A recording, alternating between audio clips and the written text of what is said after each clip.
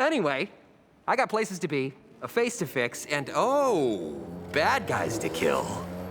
The viaduct sequence was one of the original pieces that was done for the test footage. Really, the reason why it was done was to illustrate a different kind of filmmaking. When I first threw that idea out there to Fox, which was, hey, we can make a big budget feeling superhero movie by this methodology, they said, oh, really? Show us.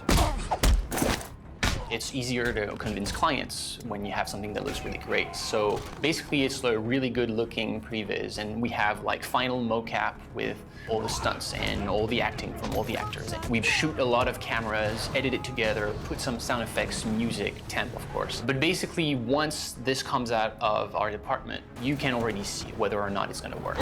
That original sequence I did with Tim 3.5 years ago. I coordinated that sequence and did the performance capture for Deadpool in that. We actually got to have Ryan do all the acting part. Excuse, por favor. Ow, ow.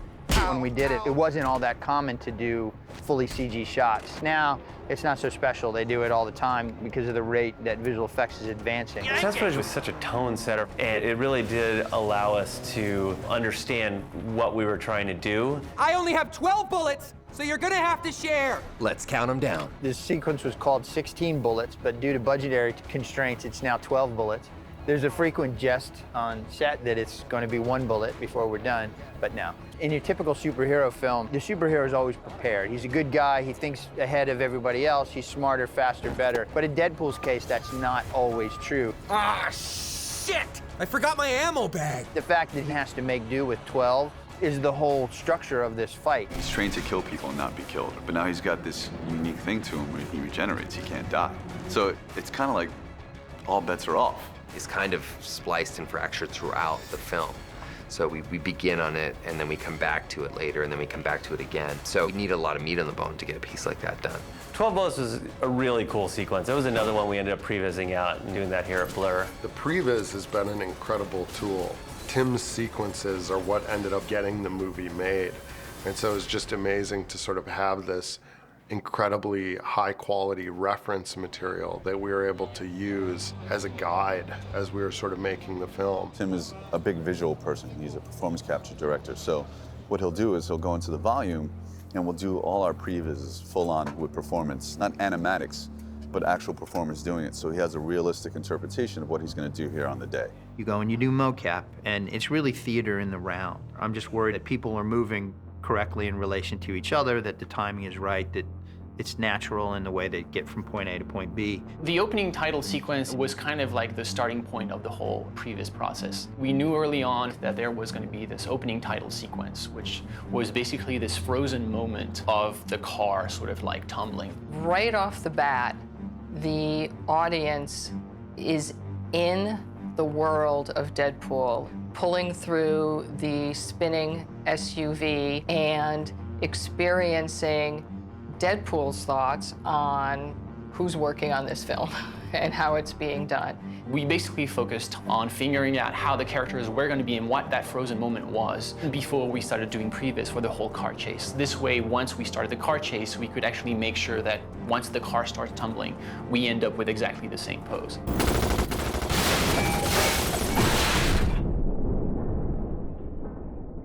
The teaser piece we did was all CG. This is going to be a mix, probably mostly live action. I love practical shooting. I mean, nobody likes a green screen. It's awful. So we've done as much practical as we possibly can. To make the freeway sequence, we had to shut down the biggest artery of the biggest freeway in Vancouver. It's actually the bridge that leads from essentially the suburbs into the city. And they gave it to us for a few hours of the day where they would shut down one whole side of it. I think for a while I was public enemy #1 because they didn't say Deadpool shut down traffic. They just said Ryan Reynolds has shut down traffic in Vancouver, which sort of sucked for me. We wanted it to feel interactive. We wanted it to feel like they were in a real location and not just in a stage. There is something about interacting with the sunlight, with real air. I don't think you can ever completely fake. This sequence requires a lot of timing, a lot of rehearsal, 30 stunt personnel. So that on top of the other crew that's required for this sequence, special effects, explosion, visual effects. I think we were there for at least 2.5 weeks just shooting that one particular action sequence in 3 separate parts. Trying to execute those sequences in the time frame that we have has been very difficult because we're only here from 5 a.m. to 3 p.m. and we have to be off this viaduct by 3 p.m. Usually when you're making a movie, even if you're on location, you can leave some things standing on that set. If we left things standing on that set, they'd get run over by a truck. Wrap it up, guys. Wrap it up. Good work today, good hustle. We had to have a prep strategy so that when we wrap out, we can execute our wrap out within a 15-minute time frame. And getting all of this stuff wrapped out in 15 minutes takes quite a bit of planning. We've tied in with what Tim's done for the previs, which mapped out all the action for us. So we follow those beats, which include bullet hits into cars and body hits, blood hits on stunt guys, and infrastructure for water for wet down, and a lot of smoking cars. When we do a bullet hit, it's a small explosive with a blood bag that we put underneath the wardrobe, and then we cut the wardrobe a little bit so it comes through. And we have a firing system attached to that explosive. And I watch the stunt guy's action and time out his action so it all works together. 3, 2, stupid! Worth it. Right now, it's in the previs, he's sliding, but we're going to have. I'll tell you in a minute. It's a bounce and hit, yeah. The previs required extensive, highly trained acrobatic movement plus martial arts skills from our Deadpool doubles. Fortunately, I was able to find 2 of them that filled that role, so we can interchange them as needed. Alex and Adrian are 2 guys that have been there from the beginning and really learned the character and understood how he walks and moves, and they were incredible. Alex is a guy that just basically defies gravity in every way. He can do things that I just didn't think were humanly possible. Ryan is doing quite a bit of stunt work in the sequence. He's doing a lot of the physical comedy that goes along with the sequence as well. So that's all him. We only bring in our double for a few things that might be outside of his training. Hopefully the audience won't be able to tell when there's a double or not. I said, you guys have to watch him, how he moves, how he acts, and incorporate that into your physicality. So in between the acting beats, you can incorporate that type of movement with the action sequences so that we'll make it as seamless as possible. 3, 2, 1, go! And cut.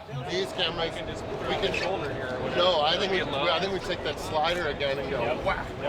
When we shot the freeway sequence, it was really important to us to keep the cameras moving in these super dynamic ways. And one of the ways that we achieved that was through long steady cam moves, handheld shots, using a motorcycle to chase other motorcycles through the space. And we really wanted to create this sort of frenzy, especially when all of the pedestrians are running away from this chaos that was happening. Okay, this thing's ready. Capturing it the right way with our camera bike took a lot of planning because of the weaving in and out of these very tight vehicles took a very skilled rider. There's this genius motorcycle stunt rider named Regis that we brought up from New Orleans who's phenomenal on a bike and could keep up with anybody. So he was able to chase our stunt bike riders on this motorcycle rig where we were able to get super, super close to the motorcycle and move through heavily congested areas at high speeds. What we have with the CycleCam, it's a one-of-a-kind vehicle. It's the first and only of its kind right now in the business. The bike is actually 100% electric, so there's no motor vibration. It offers a very smooth and stable ride. We shot that motorcycle sequence on a stabilized head, so no matter how bumpy the roads get,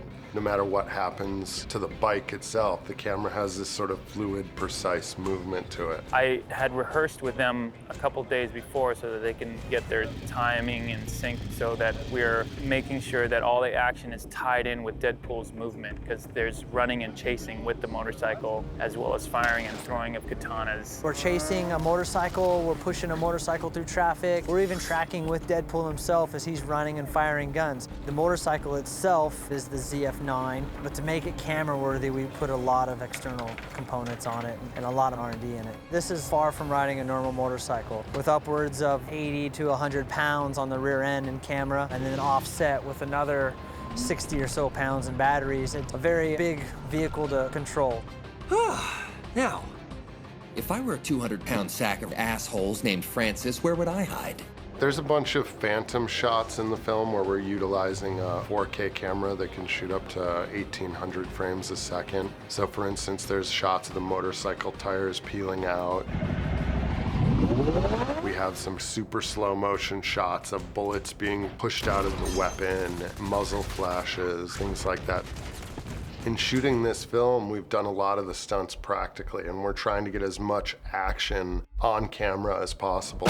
But because of our limited schedule, we're having to do certain things digitally. There are certainly visual effects elements. I mean, that's Tim's bread and butter. The freeway sequence is an all-digital environment and has so much complexity to it and so much going on. Finding locations to film the opening freeway chase became too difficult, so it was determined that the most efficient way to do that sequence would be to move in a fully CG direction. It starts out with animating and just getting all of our cameras working and get that animated together and really feeling the cinematic punctuations of those shots. We shift in and out of frozen moments and slow motion and normal speed, and we're kind of ramping in and out of that. We photographed all of those cars. We scanned them with a process called LiDAR. We took hundreds of reference photos, interiors and exteriors, so that they could be rebuilt by our vendor, Atomic Fiction, meticulously. We did these simulations where we sit and we watch and we see how a tire would shred when the tire hits, or if we pop the hood and let the engine fly out, what would happen, and what pieces would rip off, and how the glass would break. And those are the kind of the geeky, fun things we get to do as visual effects guys. We did shoot the thugs and Deadpool's character in an actual SUV that was dismantled door by door as necessary over green screen so that the actors' performances were live action. The tricky part happens in post when the CG environments that are spinning by outside that car needed to be developed to match into the live action portion. Coming from VFX, I'm very comfortable with completely computer-generated characters, and so I have no problem with mixing back and forth. When you see someone getting thrown across a large space, oftentimes it'll be a digital double. So what we do is we go in and we scan all of our key players and do these full high-tech 3D body scans so we can create them as digital doubles and have them move through spaces. As he counts down his 12 remaining bullets looking for the Ajax character, we begin by flipping him out of his SUV using CG elements. Those are actually CG Deadpools who jump out. Due to the time limitations on that viaduct, we did not have a good amount of time to rig for the stunt work that would be needed to get the height needed and the very specific arm positioning for the first bullet, bullet number 12, to come out of the chamber. So it was captured on a mocap stage, and then the mocap data was applied to the CG model. I think the reason it feels so seamless is because one of the many things that Tim Miller does so well is understand the grammar of visual effects. So he knows where the audience's brain will just go with and trust something that is fake without recognizing that it's fake. It's really kind of a beautiful blend of partnerships between different departments so that no one will be able to tell what is CG and what is not.